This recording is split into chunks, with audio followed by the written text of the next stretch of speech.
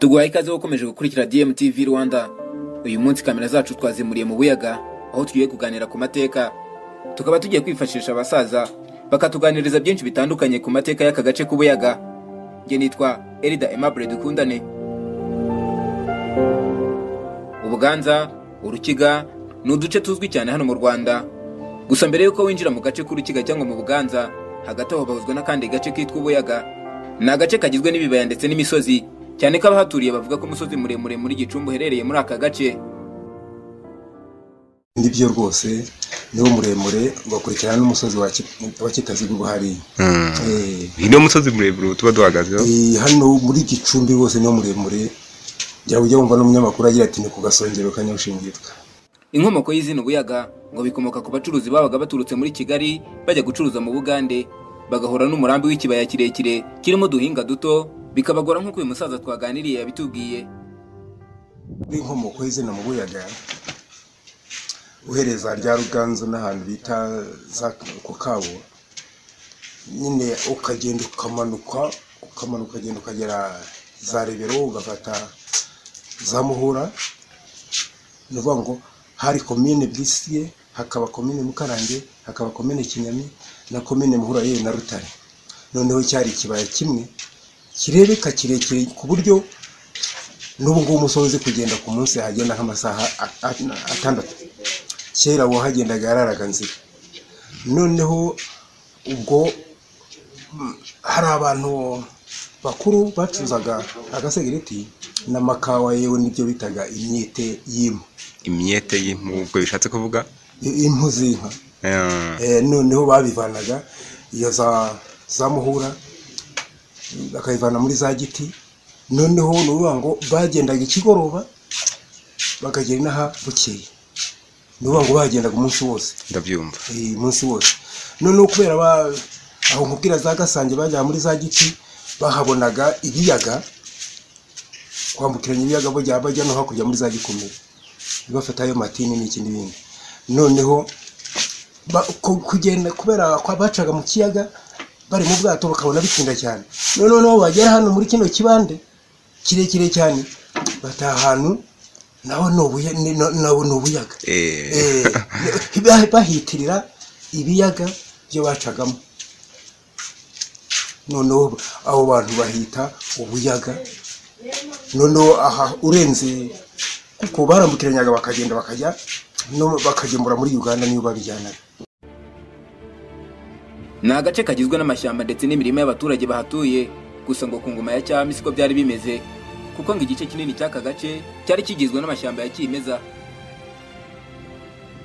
Amashyamba y'ibiti se, amashyamba ajeje muri kubwa Habyarimana. Amashyamba batangiye kuyatera ejo kubwa Habyarimana.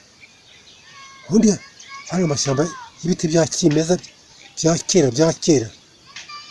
Ibi bintu hose nawe Habyarimana niwe inamaze kuyobora igihugu, n'abantu Umunyarwanda atera igiti. Ati nutema kimwe utere bitatu. Ubu rero ubwenge benshi bamwe ukavuga ngo ibiti se nzabitera nzabirya.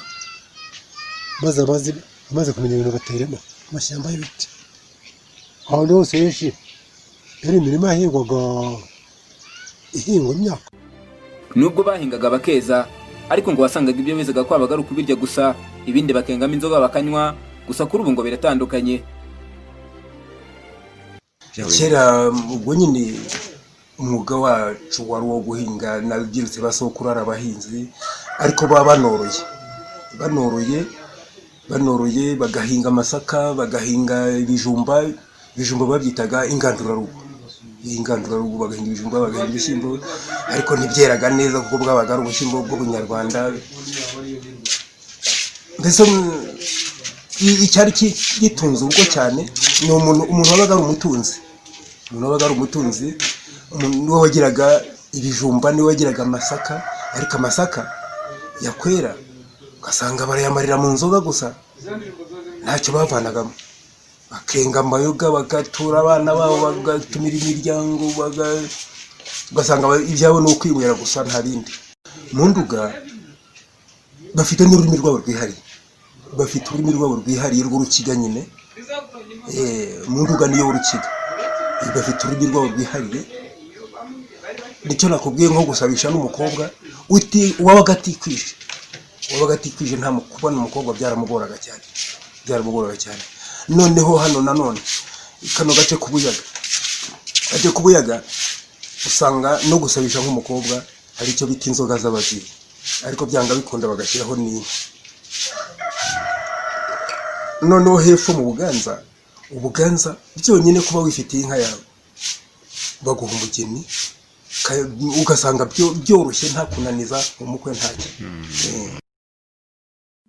Kuri ubu aka gace k'ubuyaga ngo babonye iterambere, haba amazi ndetse n'amashanyarazi barabyegerejwe, abana bakubitaga urugendo rurerure bajya ku mashuri, ngo byose byabagiye hafi.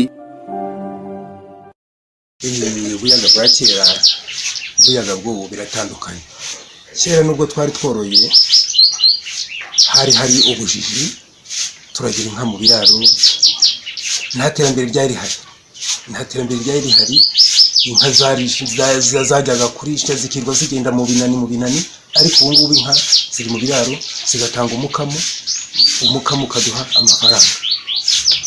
Mbese ubu ni ukuvuga ngo ubuyaga ni ikintu gihagaze neza, ikintu kiri ku iterambere. Ntitwagiraga umuhanda, ntitwagiraga abajyanama, tukumva wenda nk'urugero nko ku ngoma za Kayibanda za Habyarimana, ukumva barimo baravuga ngo iterambere rirahari, ngo turi muri demokarasi. Ariko ubu umunyabuyaga arishyira akizana, akava aha akagera i Kigali, akagera i Cyangugu, akagera ku Kibuye.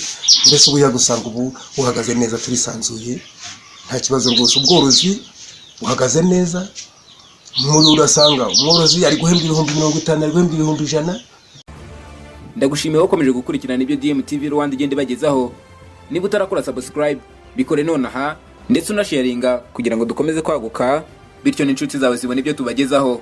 Tuzasubira ubutaha kandi banikomeze kubarinda. Mwari kumwe na Elda Aimable Dukundane.